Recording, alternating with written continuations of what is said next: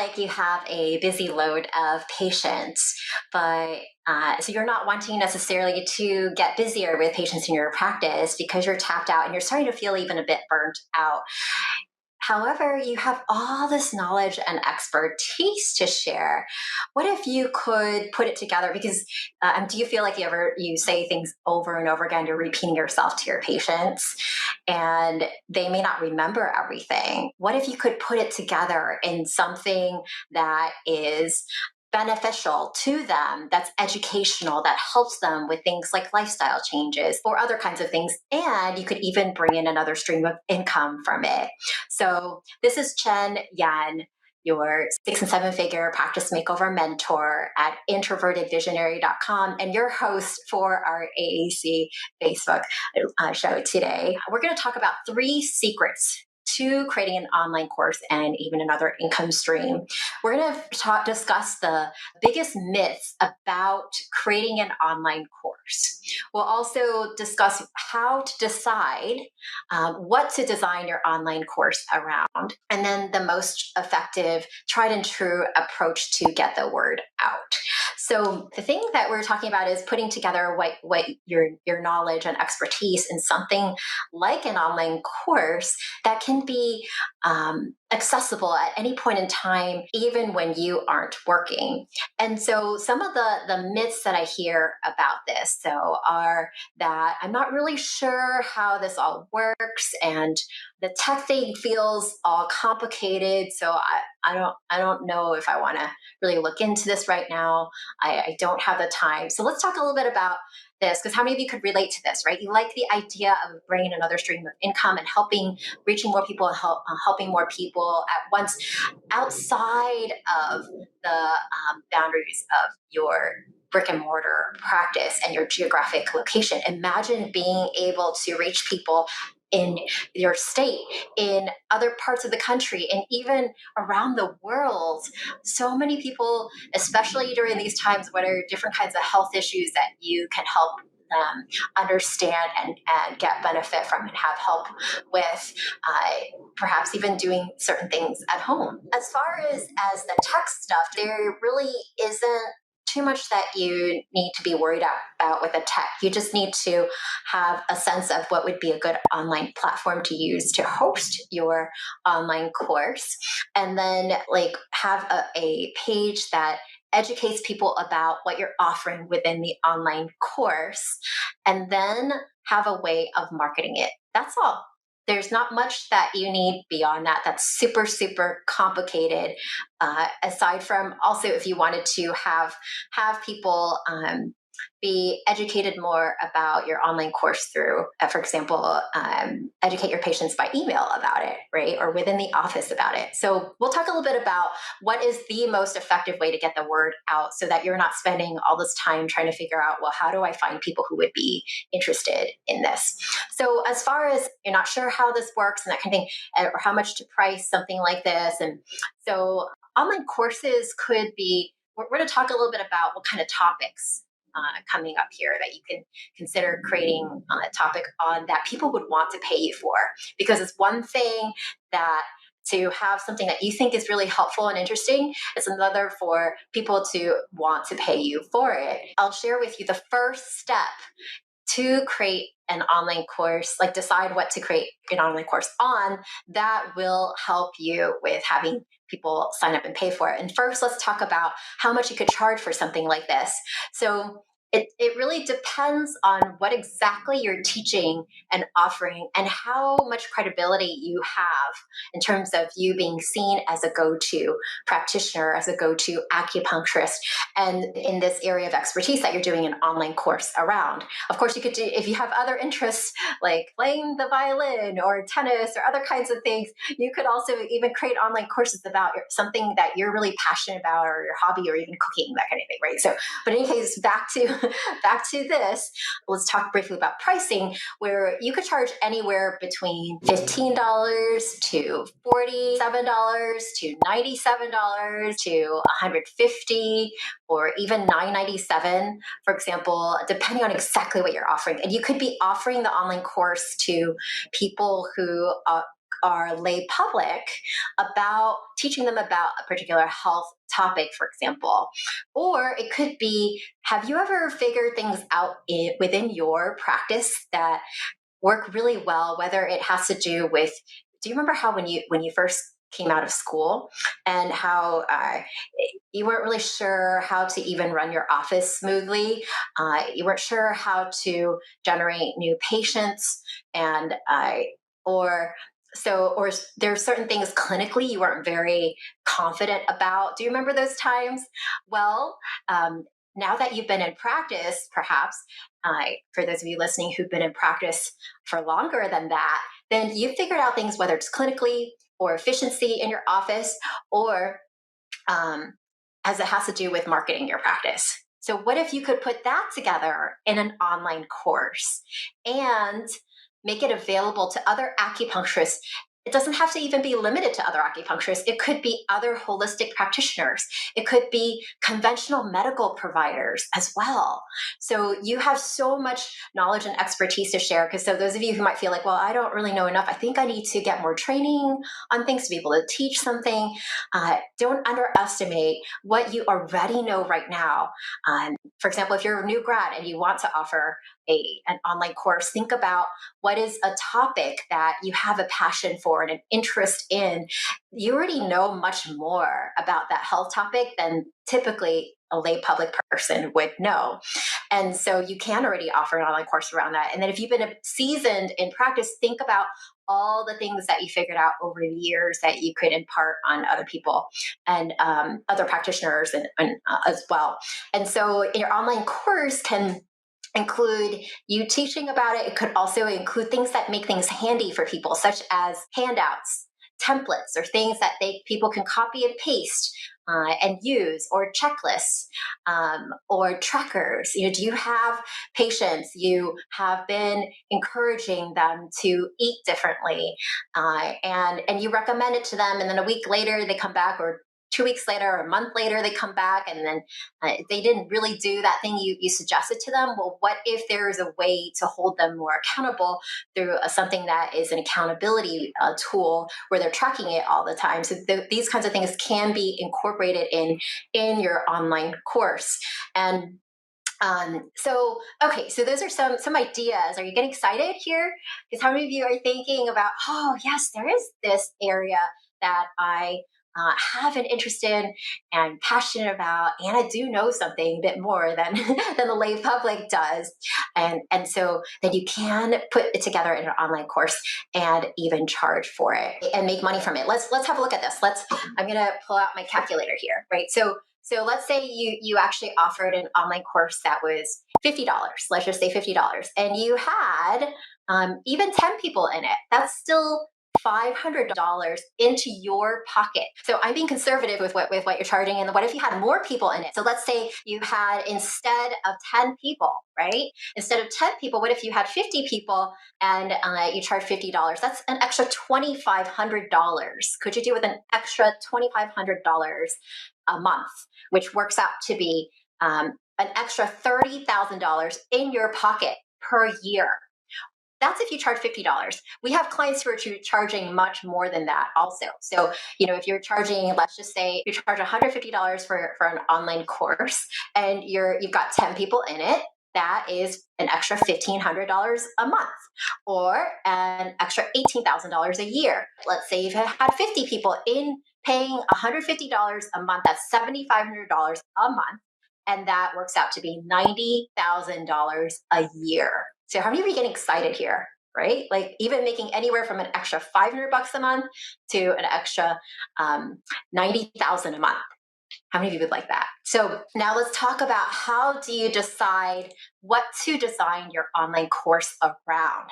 This is a very key secret, because I have met too many people who have created online courses. In fact, I had someone call me, a holistic practitioner call me, and she said she was creating these videos for a year.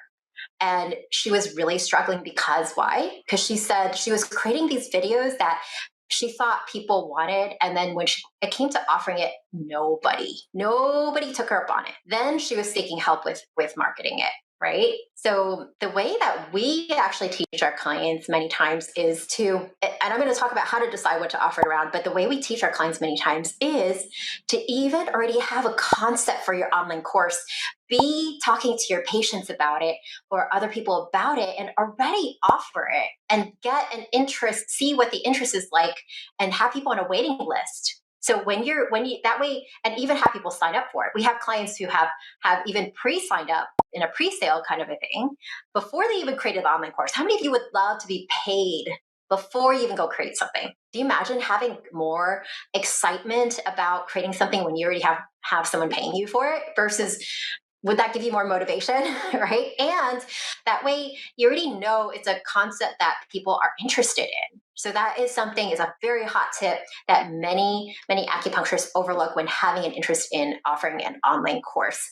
So even if you feel afraid that, well, I can't possibly sell something that I haven't created, think about this. What if it truly you feel like you can't deliver it, could you just give them a full refund? Right? Or even if you still are really afraid of doing something like that, then you could still, again, you could still start talking about the topic of your online course to people, your patients or potential clients, so that you can kind of gauge the interest in that before you go spend time creating an online course and then offering it, come to find out that nobody's interested in it in the way that you're talking about it. For example, there is someone who I know who created an online course around longevity, right? But the way this person has shared about this online course, are there online courses on longevity that people buy all the time? Absolutely, right? But the way that this person shared the online course, nobody's biting. So if you're able to get a gist of that early on before even spending all the time creating it, and then be able to tweak how you design it or what you include in it or how you talk about it before it gets marketed, then you're going to be way ahead. You're going to be more likely to sign people up and even have people sign up for it and pay for it before you even create it. Okay, so that's a hot tip. Now, your first step to deciding what to create your online course around as far as topic wise is this. Think about what is a practical issue that people have, perhaps a health issue that they are struggling with and dealing with, that you would like to help them shift or have a transformation around or help resolve more. And also, what is the $1,000 problem with that practical issue? So what's the definition of $1,000 problem? It doesn't have to cost someone $1,000 to actually get help with it, but rather that I'm saying that to give you some perspective of, okay, what's a dollar kind of a problem? What's $1,000 kind of problem? So dollar kind of a problem might be something that people have an issue with, like they didn't sleep very well last night, but it's not like that happens all the time for them. They just didn't sleep very well last night, right? Whereas $1,000 problem is more like someone who has sleep issues all the time, has insomnia all the time. Do you see the difference between a dollar kind of problem versus a $1,000 kind of problem? And then what you can educate people about that can help support them with their $1,000 problem.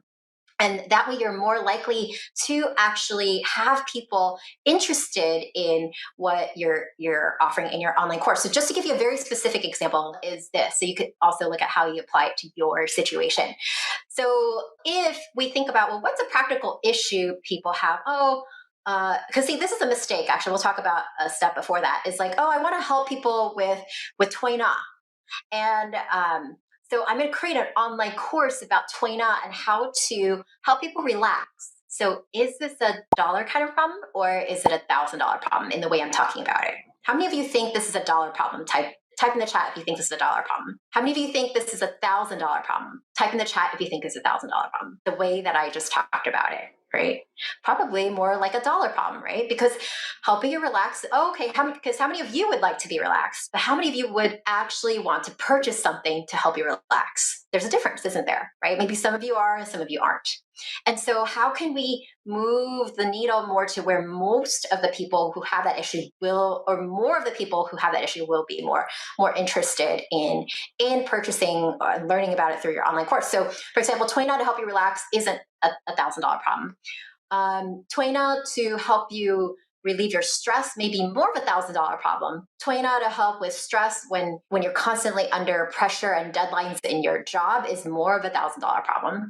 Toina when it, so just like, do you see how we're moving the line even more to how it's a more urgent problem? That's how you could talk about it and how you can shape your program around it.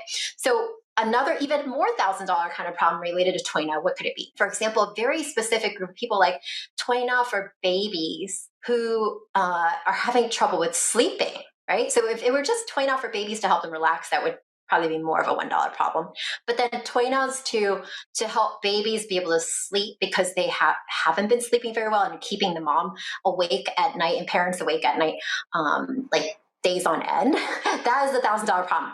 Or here's another $1,000 problem: helping moms with postpartum lactation, because Toina can support postpartum lactation. How can you help with like the Toina? If you shape your topic around that, then you will be more likely to get interest, wouldn't you? Compared to just Toina overall to help relax. Do you see the difference? So that is your first step in deciding what to design the course around. And then we need to look at, well, what is the desired outcome that you would really like someone to get towards? And in terms of the desired outcome, is it to help them be able to sleep through the night? Okay, that's a desired outcome. Now, what the next thing to look at is, what is a quick win milestone to that desired outcome? Right? Just to give you an example of, let's say you also support people with losing weight in your practice. A desired outcome could be losing 10 pounds, but maybe the first quick win isn't just losing that 10 pounds right off the bat, but rather it is to clear your body of toxins and help you feel clearer headed. And that also supports your body next in being able to then lose the weight. So that's an example of a quick win, because they could feel less foggy brain. They could feel like their body is more energetic. They feel that quick win because they might be able to feel that quick win in a shorter time frame, whereas maybe it might take a bit longer to lose that 10 pounds. Right? So that's an example of what would be the first milestone of a win that you could design your online course around, so that people don't feel like, oh my gosh, I'm doing this online course for 6 months and nothing's changed. So then just create something that is a short milestone, gives them a quick win. They get excited about it, and then you could also create other online courses beyond that to support them, and perhaps even at higher price points too. Let's talk about what is the most effective approach to get people signed up for your online course. Because it isn't fun to create something and then be all excited about it, but then no one ends up biting from it. Have you ever experienced that before? It can feel discouraging. Or if you haven't experienced it before, kudos to you that you have providence in listening to this right now, because you can get help with this and fast track things and actually be doing this the right way, so that you end up getting paying clients for your online course sooner rather than later. So as far as the different things that you might have heard about how to get the word out about an online course is this. Number one is, oh, you got to post on social media about it and about your stuff, so people know about it. Because otherwise, how do people know about it, right? But then you feel like, oh, I don't have the time to do that. And it sounds like it's a lot of work. I'm supposed to post there every day, like that. I just don't have time for that. Let alone, in my practice, I already have a lot to handle, whether it's the paperwork, the billing, the admin stuff, or maybe even if you're not doing that anymore, you have patients to see. You don't have to always be posting on social media. We'll talk about what is an effective strategy that is not social media, and that could actually help you get those paying clients quickly. So another myth that I often hear is that, oh, you have to make sure to focus a lot of your energy on building your list. Yes, you do want more people to understand about what you do, but you don't have to take forever to wait until you build this list and a bigger list and a bigger list and a bigger list, because it takes time. It takes time to do that. And so there's actually a shorter path to that could get people interested in and signing up versus sitting around feeling like you got to do all kinds of things to try to build your list. Also, another myth that I often hear is that people, you might hear things about, oh, you got to build this kind of funnel thing. And you start to feel like, oh my gosh, it sounds like it's so complicated. I have to build these complicated funnels and that kind of thing. For those of you who have heard anything about online courses before, right? You might have heard things like that. And the truth is you don't. We have clients who don't have complicated funnels, and they have people who are buying their online course already right now. So there are two ways to to get people signed up for your online course that are very effective. The first way is a way that involves your existing patients and connections. And the second way is beyond that, right? Because you're going to have a certain capacity of how many patients you currently have and they're interested in this or in your connections. And then you're going to be tapped out, and then you're going to wonder, well, how are we can get the word out beyond that? So let's talk a little bit first about the first way with the existing patients. So as far as existing patients, you have an advantage over other people who have online businesses right now. You actually have an advantage. Why?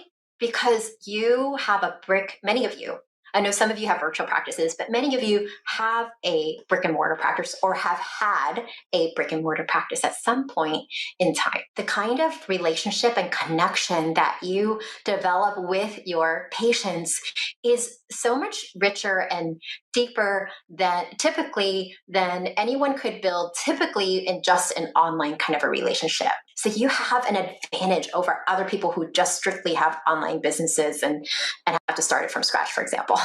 So you can share your online course with your patients and have them do the online course. For example, we have a client of ours who helps people with like kids who have ADHD.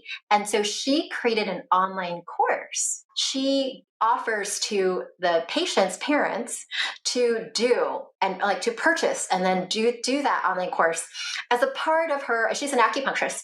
And so as a part of the journey to their child's transformation from ADHD, in addition to seeing their child for acupuncture treatments. You could easily offer it to your patient base and your connections. That is one thing. Then you just need to have a system and an approach to how do you market it to your patients? What is the best way to do that? How do you talk about it so that they will actually understand and take you up on it so that you start bringing in another stream of income from it? So these are the things that we help our clients with because they're the fine-tuned tweaks that actually make it work versus not. But if you already have an interest in creating an online course and want to explore getting help with it, you could always go to introvertedvisionary.com, and then click on the button there. It says free strategy session, and just click on it to book a free chat with us, and happy to see how we can help you with getting your online course off the ground, start making another stream of income,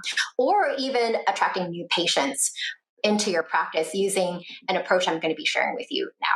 As far as how do you get the word out beyond the walls of your brick and mortar practice or people you know in your who are already in your circle right now, what is the most effective way aside from having to post on social media all the time, aside from feeling like you need to be building up your list all the time and that's going to take a while, and so you don't feel like you have the energy or the time to do it, and then you just won't do it, right? Aside from those kinds of things, what is most effective is to teach and educate people about the topic, about your course, and why it would be helpful to them. And how to do that? You could do that through something like a webinar, or you could do it even by educating people in person at these times. Also, we have people who are doing it in person in front of small audiences, even right now, right? And so those are a couple avenues of getting people interested in your online course. And so the reason why this is so effective is because think about all the different things that are out there that you see, or different online courses that you might have come across. For example, some of you are wondering what platform to use to offer your online course. Well, I'll just give you one platform to look at, right? Like Teachable. So If you go look at Teachable, it's a platform where you can host your online course. Look at all the different courses out there. Do you think everybody buys every single course there? No, not really, right? But why does everybody buy every single course on there? Because they just because it's there, they might not understand why it would be helpful for them and how it will really help. That is the main thing standing between someone interested in your online course versus not. And so if you are able to educate them about the topic of your online course in something like a free webinar or a video, and they understand how it can help them, then they will be more likely to sign up, pay you for your online course.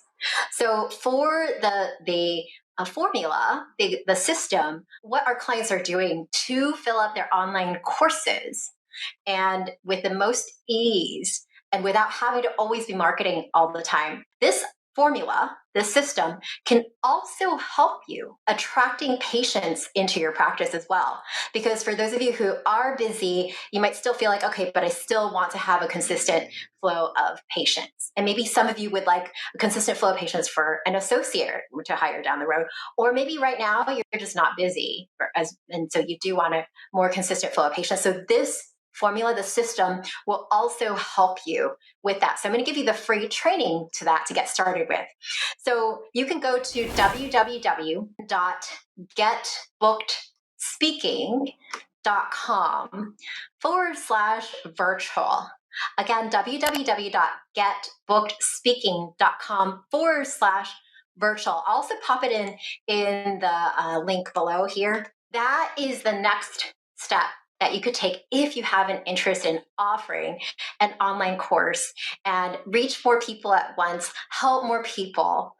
And imagine this, where you are eating, sleeping, you're on vacation, hanging out with family, and imagine being able to open up your inbox and look at it and, oh, cool, I made an extra $150. Oh, cool, a few more sales came in, right? Awesome, I just made $1,000 this month, extra $1,000 this month from a passive income source.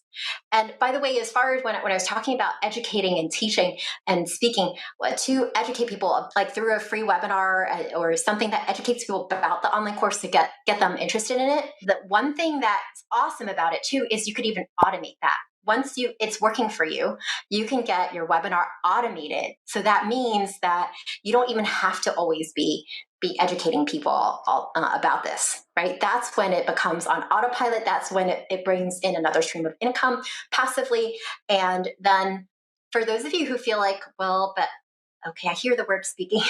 I get kind of concerned. I get nervous when I speak. I don't want to be on camera. And so I'll confess, I never thought I'd ever speak in front of people. It was a traumatic experience when I was little. Because on Sunday mornings, when the newspaper would come, I would be jealous of other kids. I would sit there and think, gosh, I wish I were like our family was more like other kids. So I came from a family of very strict parents, first generation immigrants from Taiwan. On Sunday mornings, when the paper came, instead of being able to look at the comics section of it, my dad, this is around when I was 8, had me do current event talks every Sunday. Can you imagine the dread that would come from being forced to do a current event talk every Sunday? And I hated it. And the reason I hated it because I didn't really care about reading about current events in the news back then. I still actually don't on some level, right? With the news media stuff that's out there. But I also got criticized quite a bit by my dad, and I'd be left in tears, complete tears. I felt really inadequate, and it was a complete traumatic experience for me. This would happen every single Sunday where I'd just be in tears because my dad was he spoke in a very different style than I did, and in the sense that he was very he was research scientist, engineer, and he was very critical and analytical. So that's how he critiqued me to be able to speak. And so I vowed to myself, I will never speak in front of public when I grow up. Like, that's something I'll never do. But what got me to end up speaking and even being on video today with you, right, is because I love teaching. So when I was little, my idea of fun was getting these kids around the neighborhood and then give them worksheets. I go to my third grade teacher, get worksheets for them for my friends and other people in the neighborhood, and then I would give it out to them, give them homework every week. That was my idea of fun as a kid. So I love to teach. So that was the only reason why I later on decided, okay, I can learn this thing. But I was terrible at it because I had so much performance anxiety with it. Just naturally came to me. I would feel so nervous. My heart would pound so fast. And then I would feel so hot and red. And I felt like I wanted to hide under a rug because the way that I spoke was to the point where it didn't make any sense. Sometimes I would listen to myself and I realized that I truly didn't make any sense at all when I spoke. It was that bad, right? So the reason I bring this up is that if I can go from being that terrible at it and now when I look back at some of the videos when I first did them too, I feel so livid. Like, I feel a little embarrassed, but at the same time, it was progress, right? And then also with being on video, you actually don't have to be on video in terms of educating people through a webinar about what you can offer. So you could just get that and worry about not worrying about it. And then you can always get a bit more comfortable later if you want to too. So because video does help build connection, but it's optional. I hope that inspires you in the sense that if I could do it, going from that place of being completely terrible at it, nervous with it, not good at it, to now speaking on and being invited to speak on national stages.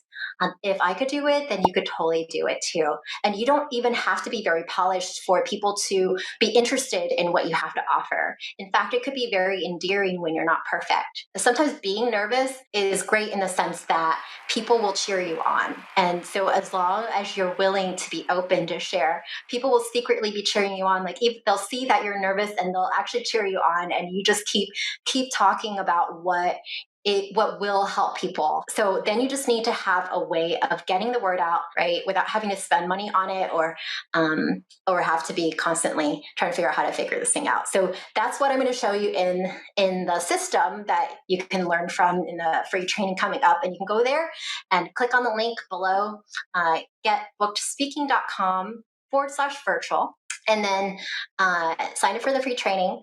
Or if you already know you want help with this, to shortcut things so we can help you grow your practice faster in a way that brings in another stream of income beyond just seeing more patients one-on-one, you can go to introvertedvisionary.com. So next week, check out Michelle Gellis, and she will be on your host for next week's show.